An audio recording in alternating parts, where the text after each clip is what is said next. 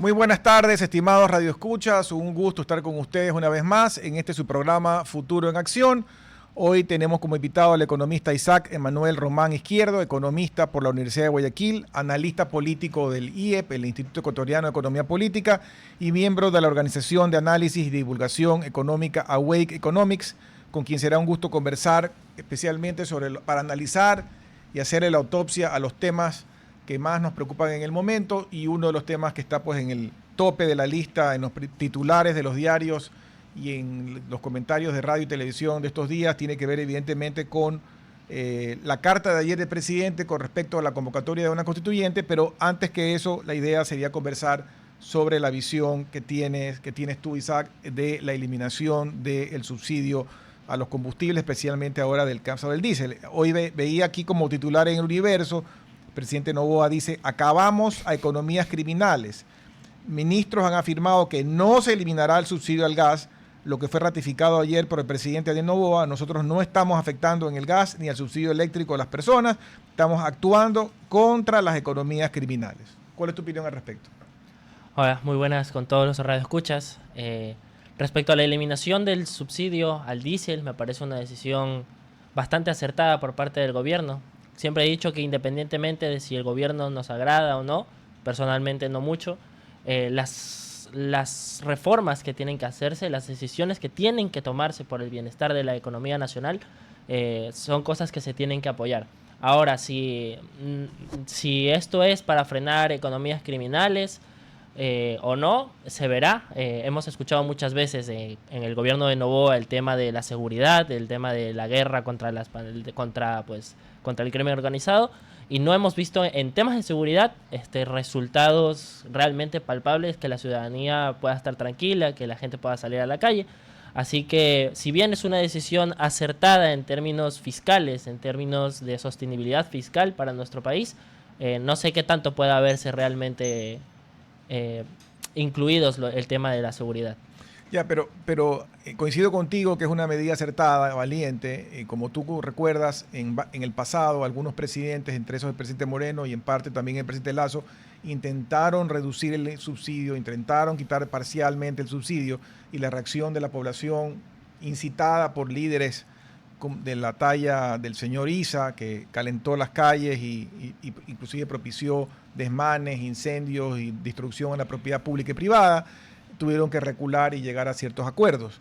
Parece y veo con agrado que la estrategia ahora ha funcionado. No sé tu opinión, si es que la gente ya por fin asimiló que no conviene seguir con el subsidio, que el subsidio está beneficiando no a los que más tienen, sino a un porcentaje de gente que sí tiene dinero, beneficiando a los contrabandistas, beneficiando a los que compran ilegalmente combustible en alta mar, inclusive de lo que se usa para precursores de la droga. ¿Crees que la gente ya asimiló eso y por eso no se ha calentado la calle? Creo que más que eso tiene que ver con la imagen que la gente tiene de Noboa. En el momento en el que, por ejemplo, Moreno propuso bueno, más que proponer, firmó el decreto que eliminaba todos los subsidios a los combustibles, su imagen no era la mejor, y en ese momento el presidente de la CONAIE, el señor Vargas, lograron calentar las calles con este discurso de que iban a afectar a los más pobres y que si suben las gasolinas sube todo, cosa que no es cierto, pero que fue el discurso que caló en ese momento y que hizo enojar a la gente. Cuando el presidente Lasso lo hizo, ya con la cabeza de Leonidas Issa, bueno, sabemos, incendiaron la Contraloría, destruyeron Quito con el mismo discurso, que si suben las gasolinas, subía todo. En esta ocasión, Noboa lo ha ido haciendo, teniendo una aprobación mucho más alta por parte de la ciudadanía en términos de aprobar su gestión. Y comenzó primero con las gasolinas. Primero las hizo fluctuar en bandas hasta que eliminó el subsidio a Extra y Ecopaís. Y ahora eliminando a rajatabla el subsidio al diésel, que creo que la aceptación, aparte de la aprobación que tiene la gente hacia el presidente Noboa, creo que también hay un factor de insistencia. La gente, al ver que los gobiernos insisten en que se tiene que quitar, terminan también por decir: vamos otra vez. Sería un desgaste también tal vez para la ciudadanía ver otra vez salir a protestar, que hayan heridos. Y también tiene que ver con la debilidad, tal vez la poca legitimidad de las organizaciones sociales, del FUT, de la misma CONAIE, que está con un nuevo presidente, reestructurándose, Entonces creo que todo eso suma y tiene que ver. Pero parte del problema, como yo decía ayer con una entrevistada, es que nosotros los latinos somos apasionados, emocionales y no razonamos. Inclusive yo he escuchado en televisión argumentos de personas o inclusive en entrevistas de prensa absurdas donde hablan de aumentos absurdos y la gente no hace los, como tú bien dices, no todo no todo debe subir, muchas cosas sí van a subir, pero los porcentajes de los que hablan estos irresponsables no se compadecen de la realidad. Tú no puedes ser un agricultor.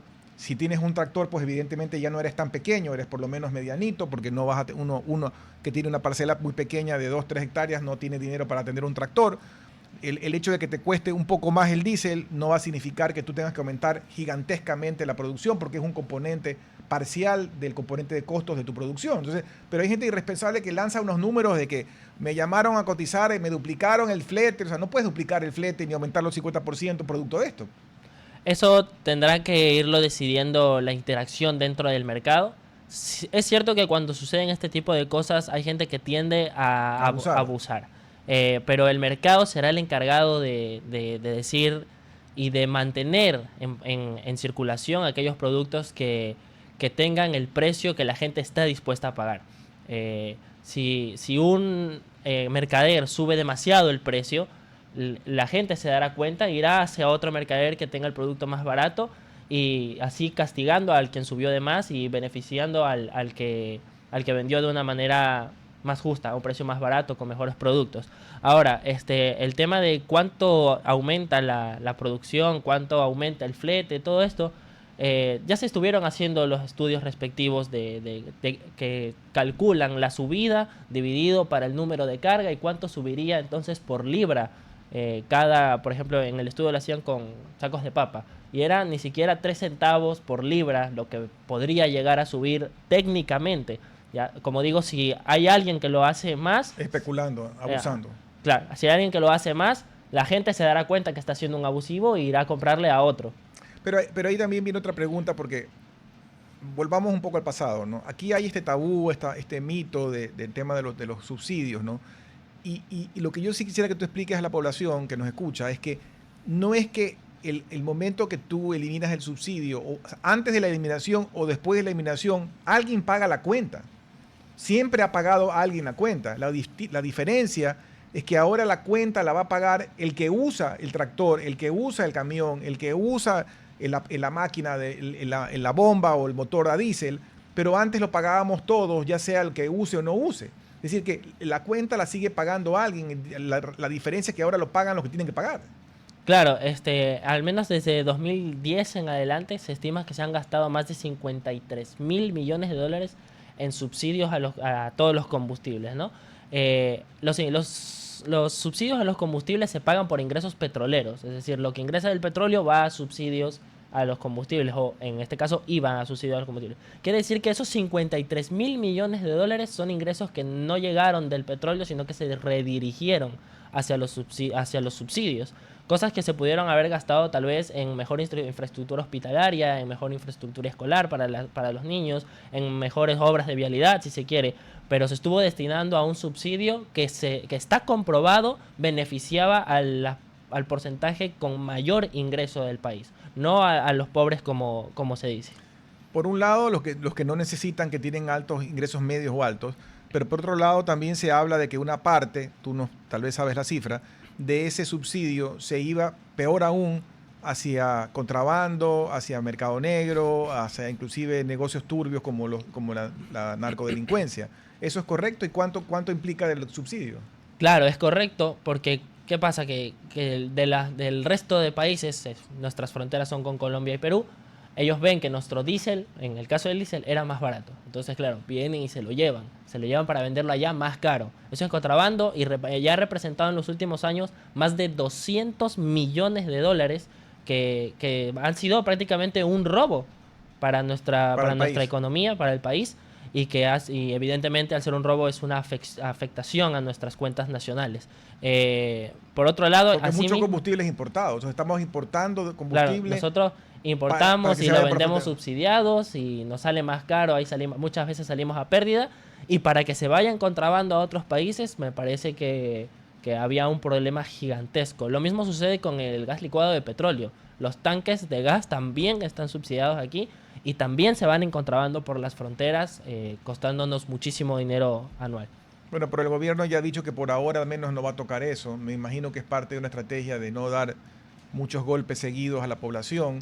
Y también he escuchado que hay un plan más estructurado de potenciar el gas natural, o sea, para ir cambiando un poco la matriz de adquisición de gas, porque casi todo el gas o todo el gas es importado. Entonces, eso también puede ser un proyecto más a futuro. Pero volviendo a los temas de fondo, entonces, ¿tú crees que es correcto que ya de una vez por todas esto se sincere?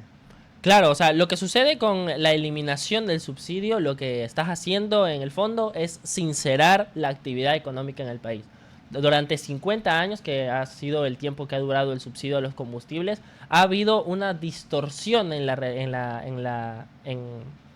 una distorsión en la actividad económica de nuestro país, porque las cosas han funcionado con ese subsidio. No se ha podido hacer, la gente no ha podido hacer un verdadero cálculo para funcionar económicamente. Por ejemplo, hay mucha gente que se ha comprado los Citroën y los Peugeot que son automóviles y son a diésel. ¿Y lo han hecho por qué? Porque el diésel era subsidiado y era más barata el combustible. Ahora se fregaron. Y ahora, por supuesto, que las cuentas, que la realidad económica de los precios de los combustibles es sincera, ahora ellos tienen un problema. Y ese es solo un ejemplo de todas las distorsiones económicas que ha generado el subsidio. Yo le he preguntado a varias personas que han venido estos días esta misma pregunta, y es el hecho de que si ya se están sincerando el diésel, se han sincerado las gasolinas, ya veremos a futuro qué pasa con el tema del gas, pero hablando de diésel puntualmente, ¿por qué no ya liberalizar para que cada uno pueda, el que quiera, así sea una cooperativa, así sea una cooperativa agrícola, una cooperativa de transportes, puedan importar su propio diésel? Y digo también importar no solamente por el tema del negocio, sino porque también hay una mala fama de la calidad del diésel que circula en el Ecuador, y esa mala fama, esa mala calidad afecta la durabilidad de los motores. Yo tuve alguna vez hace años un carro Hyundai diésel, tuve dos carros Hyundai, un carro Hyundai diésel y luego una Kia diésel, y los primeros años muy bien en los carros, pero luego ya con la calidad del diésel se fueron dañando esos motores y hubo que gastar un montón de plata hasta que finalmente los vendí. Y lo que me decían es que la calidad, la suciedad de la calidad del diésel en el Ecuador es mala. Claro, y eso sucede también incluso con la Super. La Super que existe en nuestro país tampoco es de la mejor calidad, no es de la calidad que existe en otros países. Pero el tema de la liberalización para que esto pueda privatizarse en el mejor de los casos, es un tema muy complicado que la gente seguramente no esté dispuesta a aceptar, porque con temas, por ejemplo, del agua, de la electricidad, las gasolinas, el petróleo, la gente tiene la concepción de que están mejor en manos del Estado. Y que los privados, a pesar de los apagones, a pesar de todo, porque tienen esta mala concepción de que si está en manos de los privados, entonces va a ser más caro y malo. Y o sea, yo no digo que desaparezca el rol del Estado. Si el Estado quiere seguir importando, que importe. Porque el Estado maneja los asfaltos, el Estado maneja la importación de diésel, etcétera, que importe. Pero que deje también al que quiera importar por su cuenta y montar los terminales con los debidos permisos, con las licencias ambientales, etcétera, que lo monte. Sí, sería lo ideal, pero hasta que eso suceda, podría verse con el anuncio de la constituyente, si al final realmente se termina haciendo. Es un tema que podría y debería tocarse, la liberalización de lo que hoy se conoce como los sectores estratégicos, liberalizarse para que puedan también estar en manos de privados. Antes de pasar a la parte de la constituyente, que es importante, que ayer hubo una carta del presidente de la República, sí quisiera preguntarte con respecto a las compensaciones, porque el gobierno ha dicho, bueno, yo tengo claro que esta medida va a encarecer un montón de cosas, y yo quiero crear un blindaje social para que se afecte lo menos posible a los más pobres del país, y lanza una lista larga, creo que son 15 o 18 puntos de compensación a transportistas y una serie de, inclusive créditos también. O sea, unos son permanentes, otros son reembolsables como créditos y otros son puntuales por un tiempo. ¿Cómo ves ese análisis de esta compensación y si justifica mantenerlos en el tiempo? Creo que así como eliminar el subsidio fue una decisión acertada, hacerlo de esta manera, durante muchos años se estuvo hablando de que era de la necesidad de focalizar correctamente el subsidio. Correcto. Ahora, desde las gasolineras era un poco complicado, cómo sabes quién realmente lo necesita, cuándo va a cargar y ese tipo de cosas. Entonces, hacerlo de esta manera hace que quien se inscriba en estos modelos de compensación esté certificado que realmente necesita este subsidio, esta ayuda del gobierno. Entonces, esta es una manera, y yo quería que una buena manera de hacer efectiva esa focalización de los subsidios. Ahora, ¿es sostenible en el tiempo? No realmente, porque lo que se tiene destinado para estas compensaciones es el mismo monto, 1.100 millones, es el mismo monto que se tenía destinado para el subsidio al diésel este año. Entonces, aun cuando al final no se termine cumpliendo es el monto total en compensaciones y exista un ahorro, en el tiempo, si lo vemos a largo plazo, deberá también terminarse esas compensaciones porque siguen generando el problema fiscal que se supone se intenta arreglar. Sí, porque yo recuerdo, aunque la política a veces quiere enterrar las cosas, enterrar los temas anteriores, que la gente del correísmo que hoy en día critica la medida, ellos intentaron hacerlo y no tuvieron las agallas para hacerlo. Y yo recuerdo que el mismo presidente Correa habló mucho del tema y recuerdo que estaba de ministra la ministra Celi e hicieron muchos análisis, estudios y casi que en bibliografías con respecto a la posibilidad de focalizar. Me acuerdo que hablaban inclusive de temas electrónicos, donde tú puedas tener una especie de chip en tu carro y entonces si el sistema detectaba que tú eras el A, te facturaban a tal precio, si eras el B a tal precio. O sea, se le cobraba, digamos, de posibles medios digitales para poder hacer una diferenciación de precio. Finalmente no lo hicieron, finalmente no hicieron absolutamente nada y el tema siguió costándonos lo que tú has mencionado. Inclusive el economista Dajic, que tiene las cifras muy claras, habla de la inmoralidad que significaba a lo largo del tiempo esto y habla de que inclusive gran parte de la deuda externa actual o de la deuda interna inclusive actual, no solo externa, puede estar vinculado con lo que hemos estado subsidiando. Claro, porque cuando tú tienes que gastar, por ejemplo, el 2023, en el 2023 se gastaron más de 3.200 millones de dólares en subsidio de los combustibles, que fue un monto superior a lo que se gastó en salud, que fueron 3.062 millones más o menos.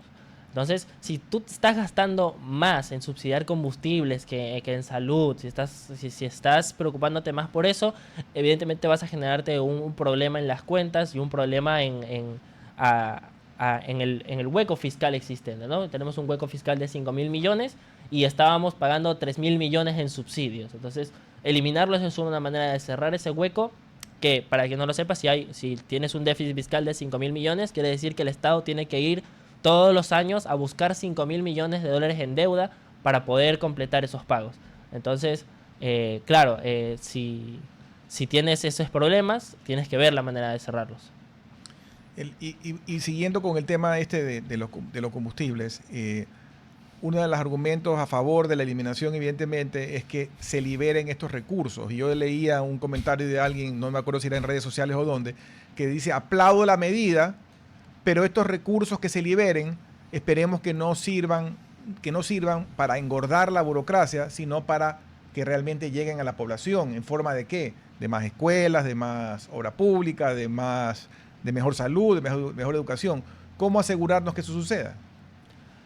Hay que tener mucha veeduría con lo que van haciendo los políticos. Lo que sucede con los políticos, por ejemplo, me hablabas de que Correa ya tenía visto que eso era un problema. ¿Qué sucede? Que los políticos no juegan al cálculo económico, o sea, más allá de que no pueden ejercer el cálculo económico, no juegan en el tablero de la sensatez económica. Sino de la política. Ellos juegan en el tablero político y en su cálculo político, si no les conviene, porque con todo el respeto, o sea, muchas personas no saben qué cosas generan qué problemas.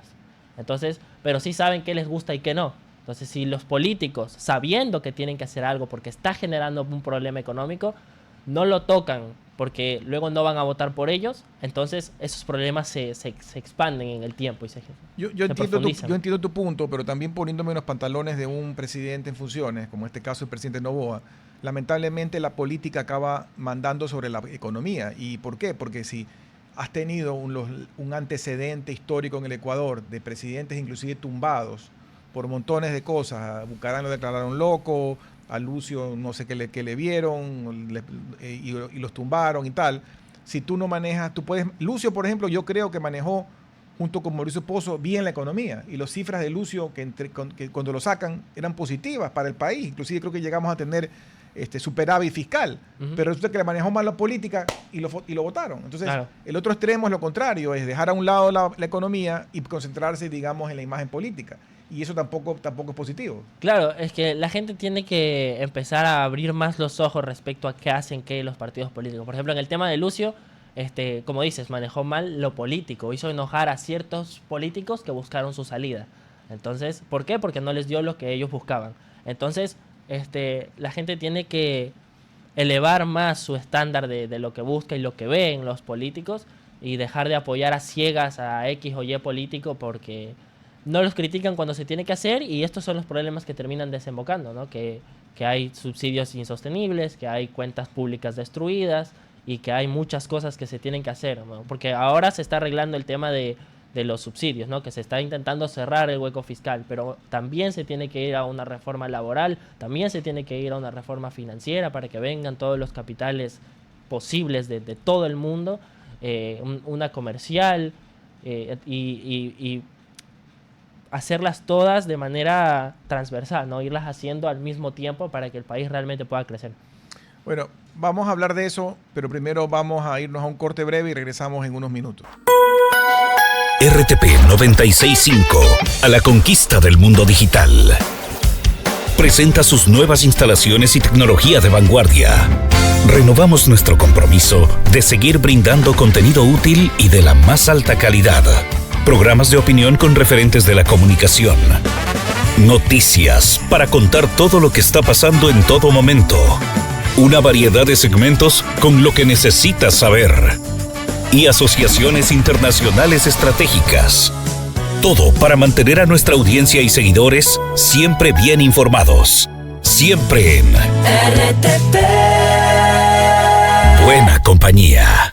Gracias por regresar con nosotros a su programa Futuro en Acción. Para las personas que recién se enganchan, estamos conversando con el economista Isaac Emanuel Román Izquierdo, economista por la Universidad de Guayaquil y analista político del IEP, Instituto Ecuatoriano de Economía Política.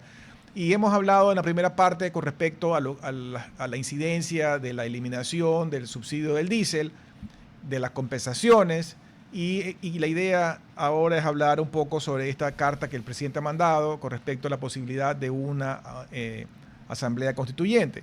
De lo que yo había entendido, el presidente más bien estaba yendo por un camino un poco más simple, que era hacer reformas puntuales, hacer la consulta, pero ha tenido esta relación un poco difícil, por decirlo menos, con la Corte Constitucional, donde no le aprobaron unas preguntas, unas sí, unas no, y ahora veo que él lanza esta carta el día de ayer. ¿Cuál es tu análisis de la carta? ¿Cuál es tu análisis de la medida? ¿Crees que esto es lo positivo o nos va a enredar más en el tema político?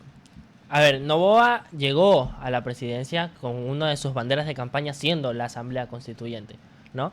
¿Y qué pasa? Que llegó Noboa y llegó con una asamblea bastante favorable.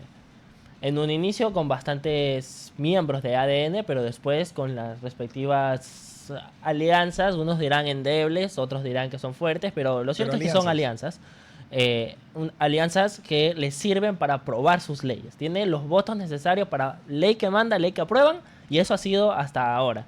¿Qué pasa? Que Noboa no tiene los votos, que son los 2/3 de la Asamblea, 110 votos más o menos, para reformas constitucionales, reformas que se tienen que hacer para poder limpiar el hueco fiscal, para poder hacer una reforma laboral más profunda, para poder hacer ciertas cosas que se tienen que hacer.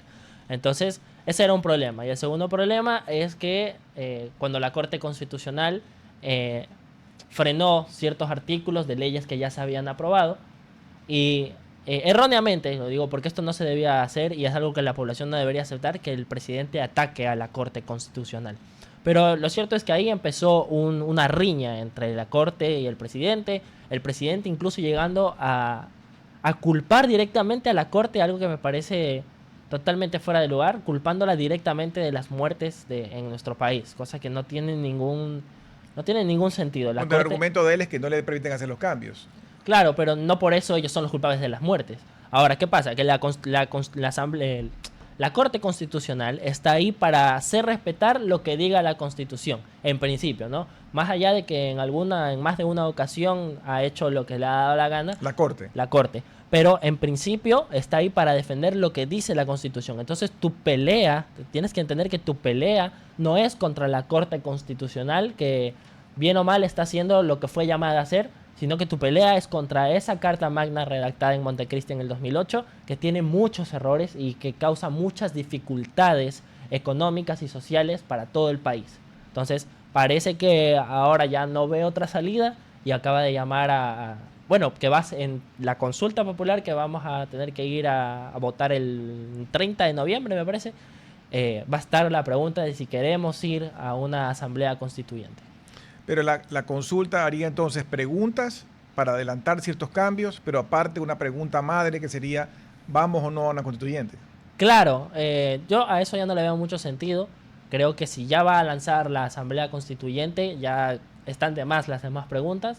Pero solo mande la pregunta para entrar a la constituyente y para adelante, o sea, porque es algo que se tiene que hacer.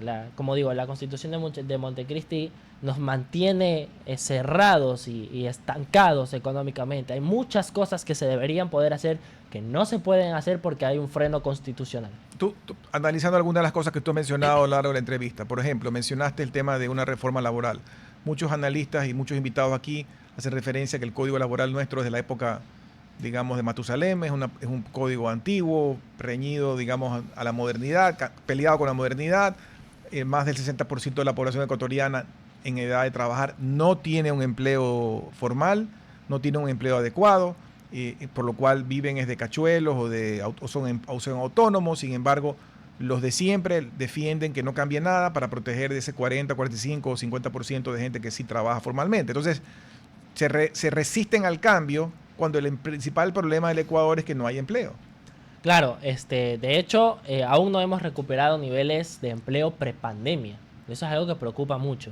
No hemos logrado recuperarlo principalmente porque tenemos un código laboral muy antiguo y muy rígido, que mantiene muy rígidas las relaciones laborales y que las hace muy complicadas.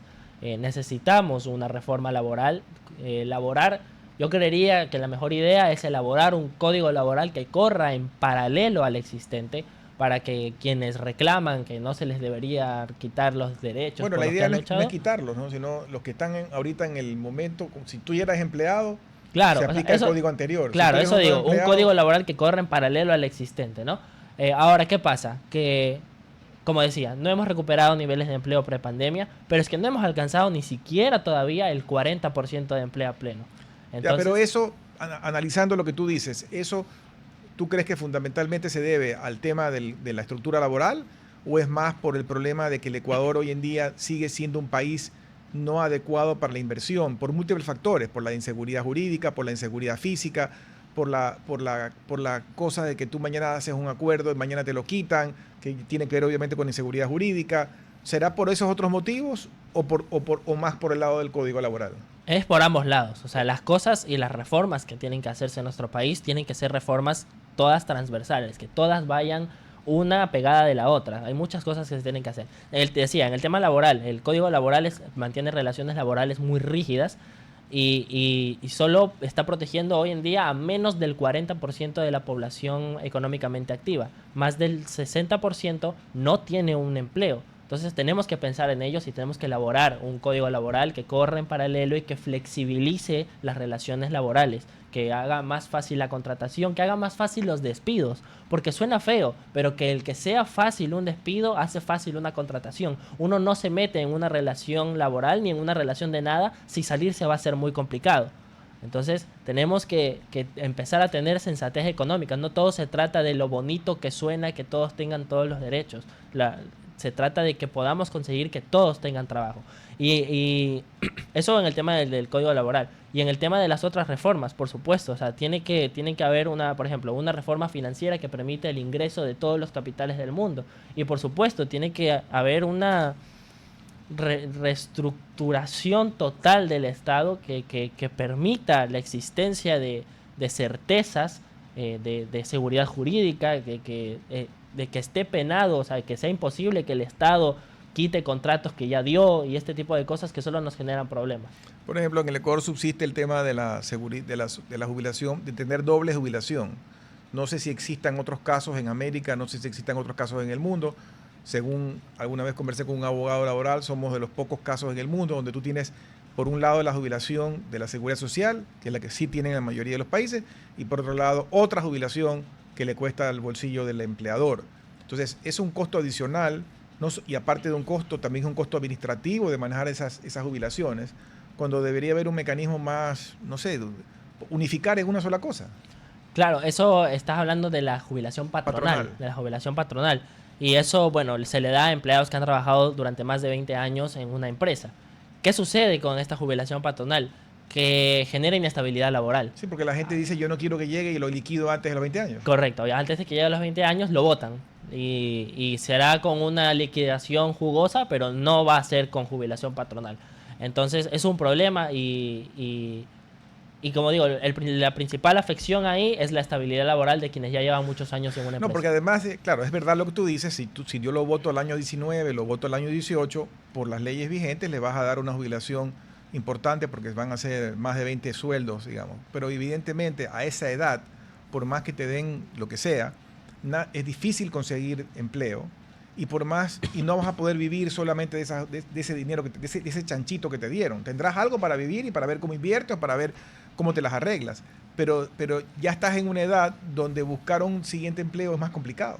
Claro, o sea, por eso digo, lo que generas es inestabilidad laboral y claro, ese es un segundo efecto, si se quiere, de eso, que cuando ya sales después de estar 20 años, claro, tienes una experiencia enorme, pero ¿qué edad tienes? Y eso es algo que también ven las empresas a la hora de contratar. Claro, y la empresa pierde porque también si alguien lo han tenido 19 años, no es porque ha sido malo. Claro. Ha sido un buen elemento. Y ese elemento tiene un conocimiento acumulado en el tiempo del teje y maneje de la empresa. Entonces también la empresa pierde.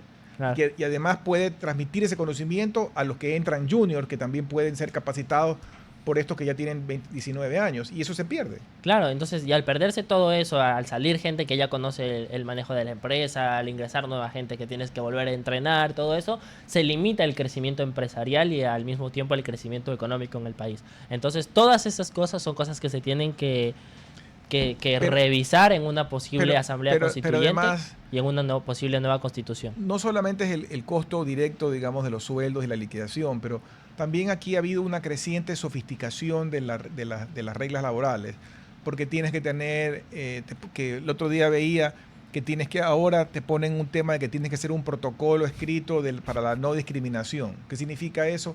Otro enredo más de que tengas que contratar a alguien que te venga a hacer un protocolo. Y encima yo le preguntaba a un abogado laboral, bueno, pero si es una empresa pequeña de menos de 10, bueno, que si es menos de 10 haces el protocolo, pero si es más de 10 haces el protocolo y aparte un plan. Todo eso es complicación. Sí. Todo eso son cosas que tú dices, bueno, qué bonito suena en una oficina que son 9 gatos, bien, como que el riesgo de discriminación es menor. Pero en todo caso, todo va sumando, es enredo, es complicación, es burocracia, es costo, todo eso va complicando. Claro, lo que sucede con estas regulaciones que van poniendo los políticos sobre el mercado laboral en pos de los bonitos sentimientos que ellos tengan porque quieren garantizar el empleo a todos, lo que está generando es una regulación sobre otra que impide una tras otra mayor contratación. Entonces, por eso lo que digo es que el código laboral que se cree en paralelo tiene que flexibilizar totalmente las relaciones laborales y eliminar todo ese tipo de cosas, todo ese tipo de trabas, todos esos pagos extras, permitirle realmente a la gente buscar trabajo, salir y entrar de un trabajo como puedan. Por ejemplo, en Estados Unidos, por ejemplo, es así, si no me equivoco, ¿no? O sea, tú vas a una empresa, pides trabajo, te dicen sí, te dicen no, si te dicen sí, entras, si sales, puedes rápido ir a buscar otra, o sea, y las relaciones laborales van una tras otra y tú puedes ir trabajando y no te quedas prácticamente sin empleo. ¿Qué pasa aquí? Que el promedio de la gente que pierde su trabajo, el promedio está creciendo en el tiempo que le toma encontrar un nuevo trabajo y ya está empezando a llegar a los 2 años de promedio que le toma a la gente volver a encontrar un trabajo. Pero además las cosas en el mundo actual han cambiado. Tú eres una generación distinta a la mía. En mi generación la gente apostaba a tener un empleo de por vida. Yo me acuerdo cuando yo estudié en la universidad en Estados Unidos, por ejemplo, era famoso que empresas grandes como IBM, por ejemplo, te daban, la gente entraba de recién graduado y tenían empleo de por vida y se jubilaban, era casi como una especie de matrimonio. Eso ya cambió, porque yo creo que la gente de tu generación ni siquiera quiere eso. Ustedes están pensando a más a corto plazo, quieren una cosa ahora, luego se cambian. Entonces la diversidad de intereses y los cambios son más rápidos. Entonces tampoco creo que los jóvenes de hoy quieren estar 15, 20 años, 30 años en una empresa. Dependerá de los deseos de cada uno, pero más allá de eso, lo importante es que puedan trabajar y entrar a trabajar en donde ellos quieran, y en donde, algo afín inclusive a su carrera. Claro. Ojalá. Sí o no, te digo, depende mucho de las preferencias de las personas, pero se tiene que permitir que haya esa posibilidad de trabajo que no hay hoy. Ya, y pensando, siguiendo con el análisis de futuro, digamos, ya hablamos del tema laboral, hemos hablado un poco del tema de inversiones, pero evidentemente uno de los grandes elefantes en la habitación que nos preocupa a todos es la inseguridad. Y el presidente en reiteradas ocasiones habla de muchas de las decisiones tienen que ver con poder tener más herramientas para luchar contra la inseguridad, contra las mafias, contra los grupos organizados, etcétera. ¿Cómo tú ves esta lucha desigual? No es un tema de ahora, esto se ha cocinado ya desde hace algunas décadas. Estamos cosechando ahorita lo que se sembró en el pasado y lamentablemente ha penetrado demasiado. Yo leí el otro día un artículo sobre el caso de México y el caso de México un poco hemos heredado parte de esa cultura narcodelincuencial de México y está penetrando en todo, en la política, en la policía, o sea, es muy complicado de erradicar. Entonces la pregunta es, ¿qué tanto pueden aportar estas nuevas reformas o qué reformas deben hacer para ver si algún día pudiéramos llegar a ser otra vez lo que fuimos, que era una isla de paz entre Colombia y Perú? Claro, ¿qué pasaba? Que en su momento se hizo que, por ejemplo, cierto monto si algo tiene cierto monto en valor y que fue robado, entonces no incluye delito, ¿no? Eso se lo hizo en el gobierno de Correa, por ejemplo, celulares. O la tablita de consumo. Ajá. Ahora, la tabla de consumo de drogas, lo que pasa con el mercado, con un mercado violento, que es el mercado de las drogas, es que o lo que tienes que hacer es cerrarle la puerta por completo. Si tú permites que sea legal, que la gente consuma de X a Y cantidad, lo que sucede es o lo cierras o lo liberalizas. Claro, o lo cierras o lo liberalizas. Pero teniendo en cuenta nuestra sociedad ecuatoriana, lo mejor sería cerrarla completamente.